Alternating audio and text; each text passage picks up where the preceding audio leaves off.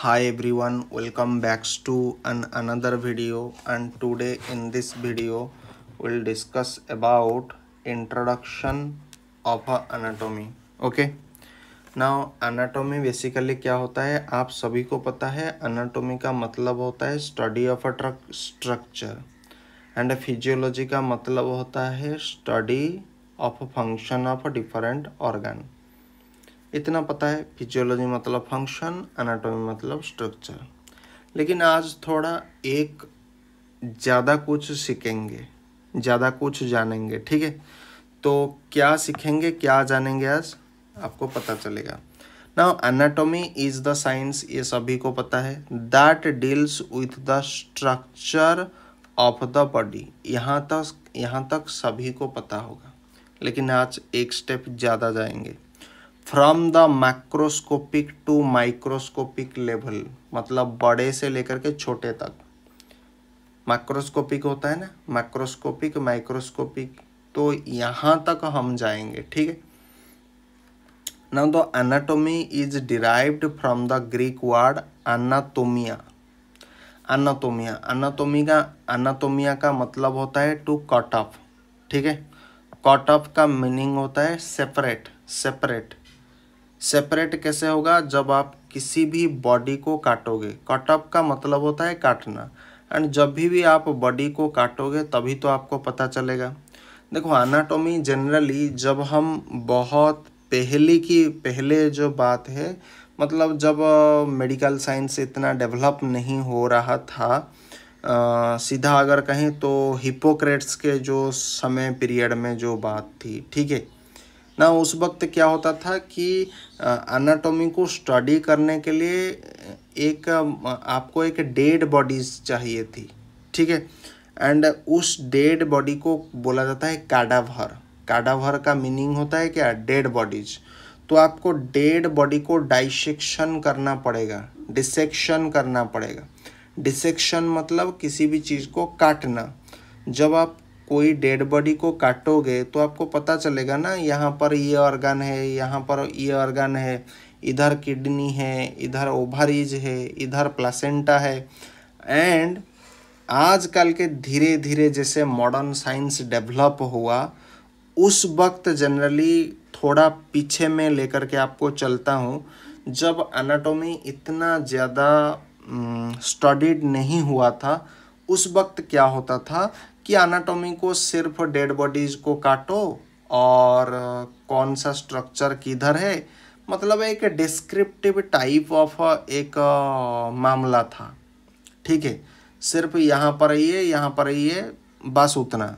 लेकिन आज एनाटॉमी का शकल बदल चुका है, आज क्लिनिकल एनाटॉमी आ गया है, आज उसका फंक्शनल अप्रोच हम देख रहे हैं। आज हम उसको मैक्रोस्कोपिक से लेकर के माइक्रोस्कोपिक लेवल तक स्टडीड करते हैं, आगे चल करके बताऊंगा। ठीक है, बहुत प्रकार के एनाटॉमी होते हैं। ठीक है, नाउ ये जो एनाटॉमी होता है, ये बात ध्यान रखो, ये ग्रीक वर्ड एनाटोमिया से आया है, एनाटोमिया। ठीक है, ऐसे इसको ऐसे प्रोनाउंस करो, एनाटोम नहीं कहोगे, एनाटोमिया। ठीक है, नाउ बट जब अतीत में इस वर्ड को बोला जाता है anatomize was used more commonly than the word dissect मतलब किसी भी चीज़ को काट करके अलग करना। ठीक है, तो उस वक्त इसको बोला जाता था एनाटोमाइज। ठीक है, नाउ हिपोक्रेट्स ने एक बेस्ट कोट इसके लिए दिया था कि anatomy is the basis of a medical discourse, मतलब शरीर रचना का जो विज्ञान है। एनाटॉमी मतलब क्या होता है, शरीर रचना का जो विज्ञान है, वो चिकित्सा चर्चा का आधार है। बिना एनाटॉमी जाने आप फिजियोलॉजी को समझ नहीं सकोगे, और बिना फिजियोलॉजी अगर नहीं समझोगे तो फार्माकोलॉजी घंटा समझोगे, नहीं समझ पाओगे। एंड फार्माकोलॉजी नहीं समझ पाओगे, क्या करोगे आगे चल करके। एंड फिजियोलॉजी समझ में नहीं आएगा तो मेडिसिन स्पेशलिस्ट नहीं बन सकते हो। अगर एनाटॉमी समझ में नहीं आएगा तो आप कोई भी सर्जन नहीं बन सकते हो। तो एनाटॉमी जो जिसका एनाटॉमी के ऊपर कमांड होगा वो सर्जन बनेगा, जिसका फिजियोलॉजी पर कमांड होगा वो बनेगा आपका मेडिसिन स्पेशलिस्ट। करेक्ट। नाउ ये तो हो गया एक छोटा मोटा तथ्य एनाटॉमी के बारे में। लेकिन आजकल के जो एनाटॉमी है, ये एनाटॉमी बहुत बदल चुका है। ये वो पुराना वाला एनाटॉमी नहीं है कि हम डेड बॉडीज़ को काटेंगे, डेड बॉडीज़ को प्रिजर्व प्रिजर्व किया हुआ डेड बॉडीज़ को काटेंगे, उसको देखेंगे। ना ना ना ना ना। अब जो एनाटॉमी हम पढ़ने वाले हैं या अब जिस युग में हम जी रहे हैं, हम उसके माइक्रोस्कोपिक लेवल में जाकर के स्टडीड करते हैं कि एक एक सेल में क्या घट रहा है। ये आज का एनाटॉमी है। ठीक है। नाउ तो फिर एनाटॉमी का बहुत सारा सब डिवीजन होगा। जाहिर सी बात है कि अगर हम इतना डीपली अगर जाकर के स्टडी करेंगे तो जाहिर सी बात है उसका बहुत सारे सब डिवीजन होगा, तो निश्चिंत है सब डिवीजन तो आएगा ही। Now in past anatomy was studied mainly by dissection, जो कि काटना था, but nowadays it is studied in all possible way. जो भी संभाव्य वे हमें लगता है हम उस रास्ते पर चलते हैं। ठीक है। लाइक इमेजिंग के माध्यम से हम स्टडी करते हैं, माइक्रोस्कोपी लेवल पर हम स्टडी करते हैं, आपके जो माइक्रोस्कोप होता है। Now different approaches have been developed, have been adopted to study the anatomy. Based on these approaches, anatomy can be divided in the following type। कई बार होता है एनाटॉमी का जो क्लासिफिकेशन होता है, लोग तो पढ़ लेते हैं लेकिन उनको क्वेश्चन पूछा जाता है कि एनाटॉमी का क्लासिफिकेशन किस आधार पर हुआ है, वो बोल नहीं पाते। भाई एनाटॉमी का जो क्लासिफिकेशन है वो डिफरेंट अप्रोच को लेकर के हुआ है, डिफरेंट अप्रोच को लेकर के हुआ है। Based on the approach anatomy can be divided into the following type.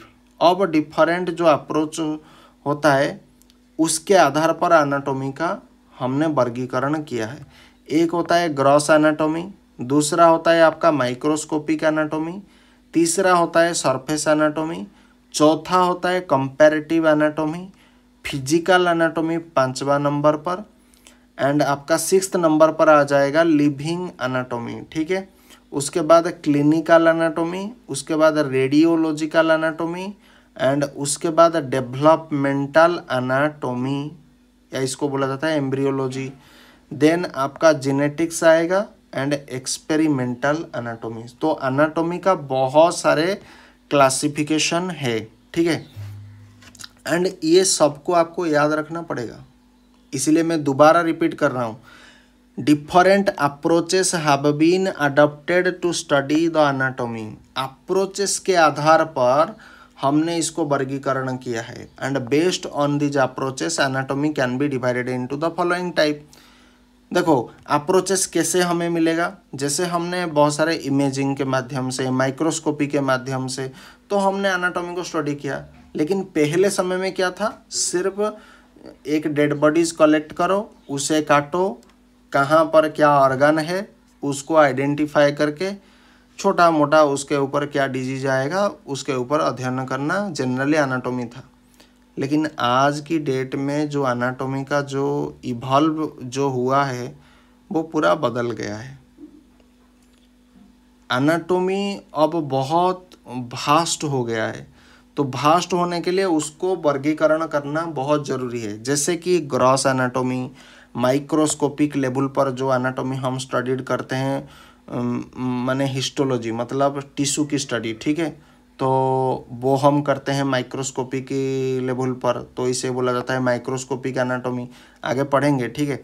Now surface anatomy एक होता है, कंपैरेटिव एनाटॉमी होता है, इसको मैंने बोल दिया था फिजिकल एंथ्रोपोलॉजी। ठीक है। Physical anthropology. ना उसके बाद लिविंग एनाटॉमी, उसके बाद क्लिनिकल एनाटॉमी, उसके बाद रेडियोलॉजिकल एनाटॉमी, एंड उसके बाद डेवलपमेंटल एनाटॉमी एंड जेनेटिक्स, उसके बाद एक्सपेरिमेंटल एनाटॉमी। तो आपको कुल मिला करके 11 यहाँ पर लिख देना है ताकि आपको पता चलेगा इतना मुझे याद तो करना ही करना है। ठीक है, तो आज के वीडियो को यहीं पर समाप्त करते हैं। टिल देन थैंक यू, जय Hind, Vande Mataram, thanks for watching.